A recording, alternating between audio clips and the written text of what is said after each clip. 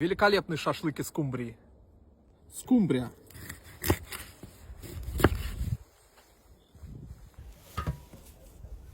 Растительное масло. 3 зубчика чеснока. Рыбный перец.